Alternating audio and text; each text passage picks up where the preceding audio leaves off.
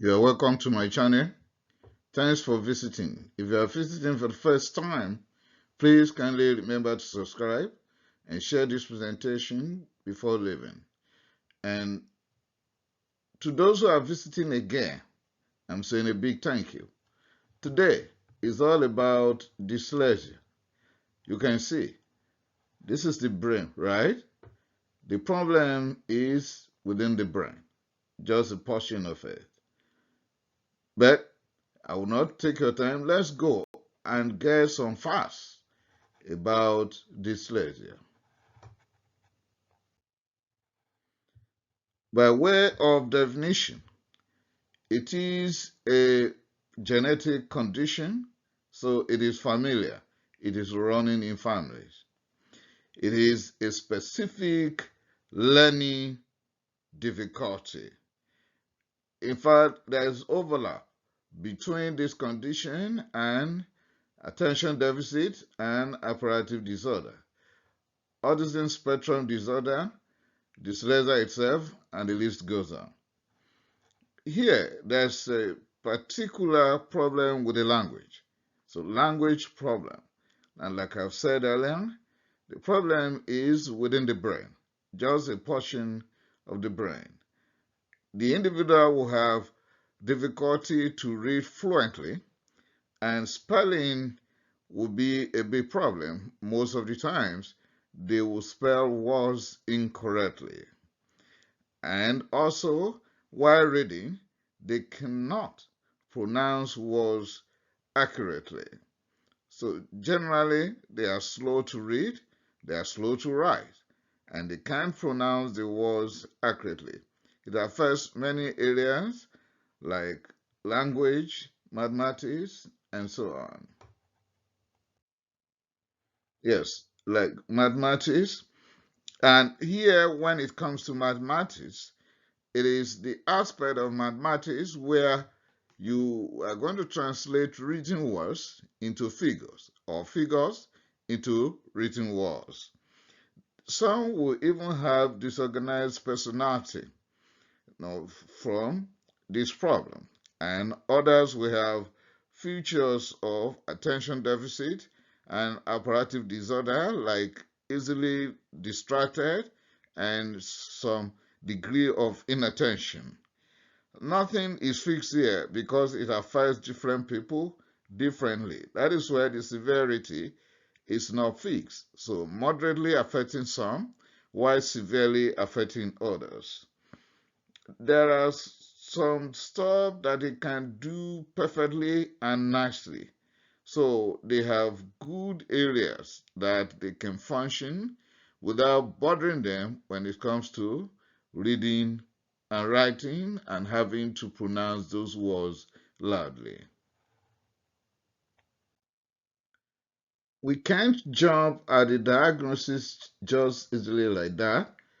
When we reach how to make diagnosis, I will address that more. We must be sure that this is not as a result of visual impairment or auditory problem. They find it difficult to decode letters. They won't be able to do that easily.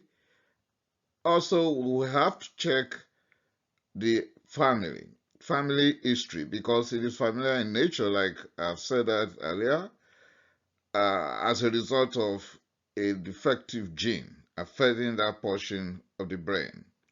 They can be smart people in other areas of life, in other vocations, and others with early diagnosis and assistance with necessary support can even be readers or writers. Let's examine some signs and symptoms of dyslexia. I will take appreciable time here so that we'll get the exact picture.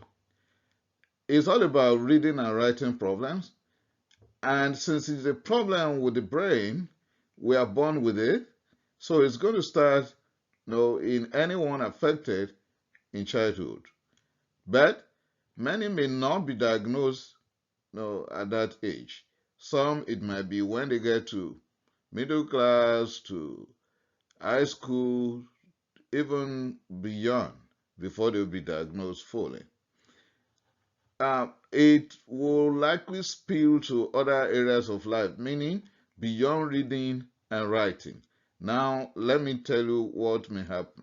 This is majorly a problem of reading and writing, but since the severity is not fixed, some individuals may be able to do some things, though it's going to cost them more effort as per reading and writing and pronunciation and everything. And then they will continue to struggle with that till they become adults, and it will likely become more obvious. But it can spill to other areas like coordinating ability and even memory could become impaired.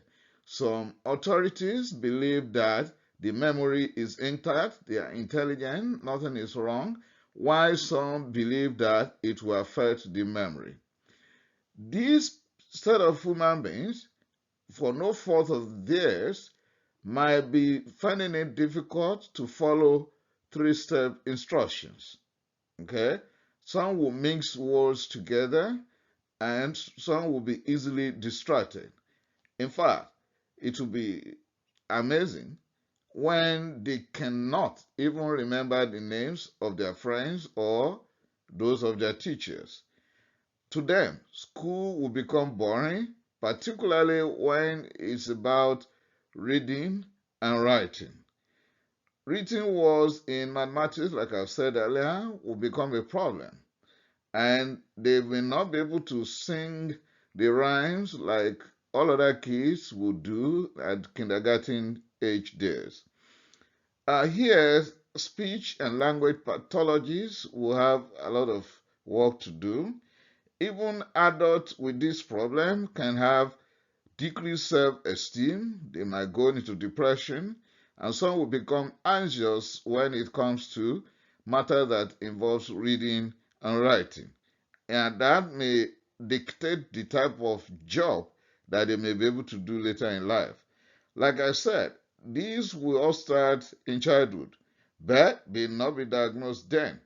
The affected person will be struggling with reading and writing all the time. You will just know that this child is not doing well as per reading and writing compared to his or her age group or peers. That is why teachers are the ones that will pick this most of the time. But parents who will like to sit down and read with their children will likely pick that also. So they are very slow at getting tasks done because it will take them time to be able to read and interpret appropriately and link the words together. When there is spelling or dictation challenge anywhere, you are not going to find them because they will be misspelling words most of the time, like rise, rose, all those kind of rhymes will not work well with them. Their work will be rough. We will write, cross it out, write uppercase and middle case mixed together. Comprehension is a problem. They are prone to jumping words when they are reading a text, a book, and they can't pronounce the word, they will just skip and pronounce the next one. Then tasks that should take them few minutes will take them longer time to complete because it's all about reading and writing. Uh, Follow things in a coordinated manner is a problem. So they don't follow things in a straight line fashion.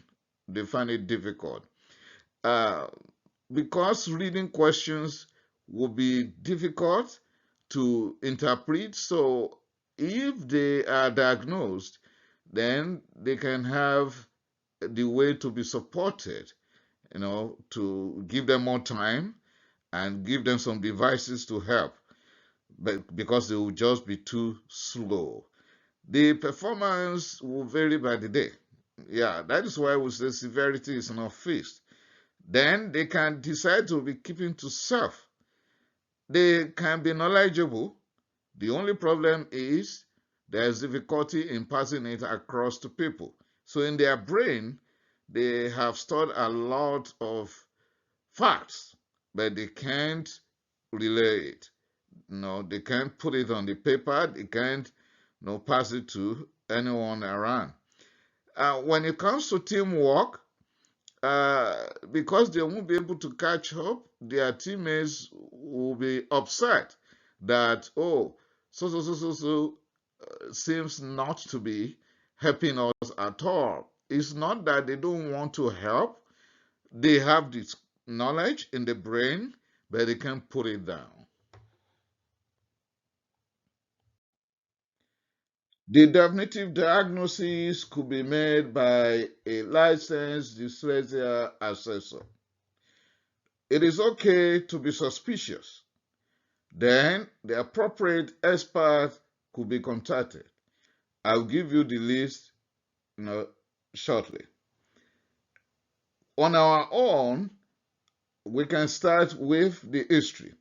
The history of the pregnancy, any infection in the mother while pregnant, uh, classroom activities from the teacher, developmental history, even psychiatric history in this child, any behavioral problem or behavioral disorder here, any feature of ADHD or ASD, any feature of fetal alcohol spectrum disorder.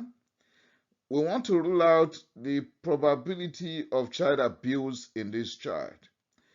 We will take the entire history, even history of seizure disorder, all will be relevant here.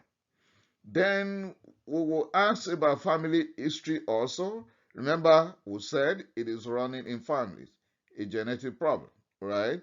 Is this a condition that has ever occurred in the family, even in relatives? We want to know. Then we will do certain examination, the central nervous system, the vision, the hearing. Because if the child has been having persistent otitis media, what's the problem? Maybe could not hear clearly right now. Then we will be able to read with the child directly and pick the reading difficulty in him or her at that moment. Parents are expected or are encouraged to read with that child also. Okay? Writing and spelling skills will also be examined, part of the physical examinations. And also, we will look out for the features of certain chromosomal anomalies, like Fragile X syndrome or Klinefelter syndrome. When we have put all this together, we'll then approach the experts who should be a licensed dyslexia assessor. But that is not the only person who could help. We'll get a list of others that will be useful in a bit. Since parents, teachers could be suspicious that this is dyslexia, but we cannot make that diagnosis, general practitioners, family physicians could do history and physical examination, but definitive diagnosis might not be what they will be able to arrive at. Then, where can we seek help? The help will start from me as the parent, my observation, the class teacher, his or her own observation. Special education needs unit could be contacted. Social welfare could be contacted. Family physician or general practitioner if you are a parent and you want to get to the bottom of the difficulty, go through your family physician or general practitioner who will be able to make appropriate referral to pediatricians. Then speech and language pathologists will be helpful. Educational psychologists will be helpful. Dyslexia group is a group that, with resources to. Psychologists and psychiatrists all could be helpful. Just check what is happening in your region. Seek help, appropriately.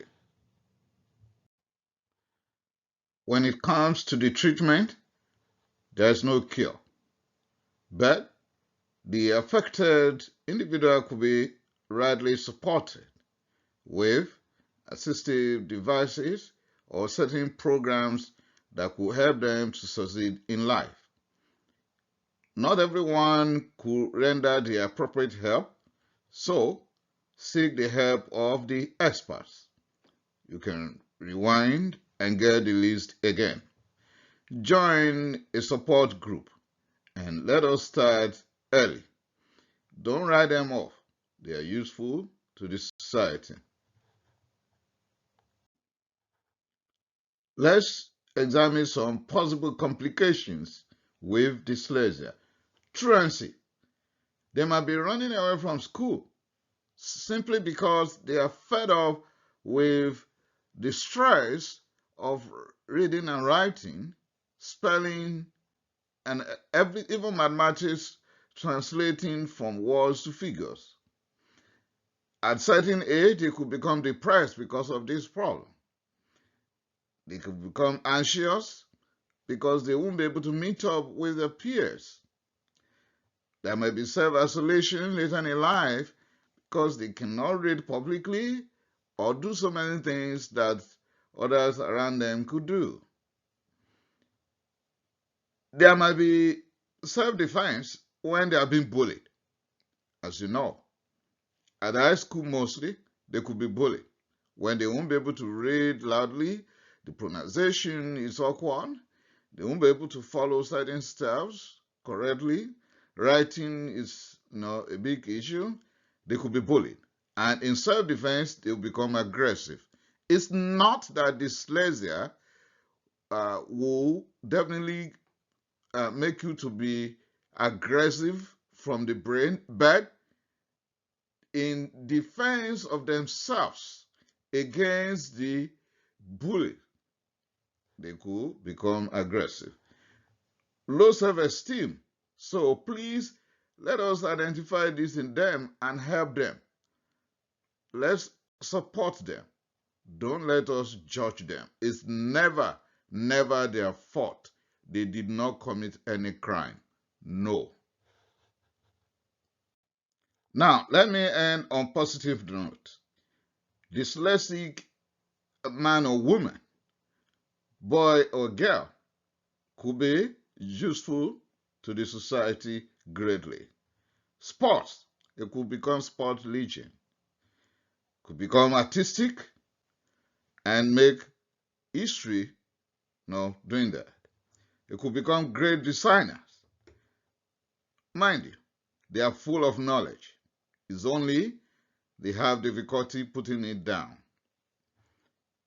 They may even become writers and readers in life when appropriate actions are taken, correct experts are sought, the diagnosis is made early in life, and the support system is helping them. They could become anything that anyone without the disorder could be. With that, I've come to the end of this presentation. Dyslexia is not a crime because affected individuals inherited the abnormal gene affecting that portion of the brain, affecting reading, writing, coordination, and sometimes even the memory. Please, they need our help. They are useful to the society if we give them appropriate tools. Please remember to share this with everyone. Remember to leave your comment. I appreciate that.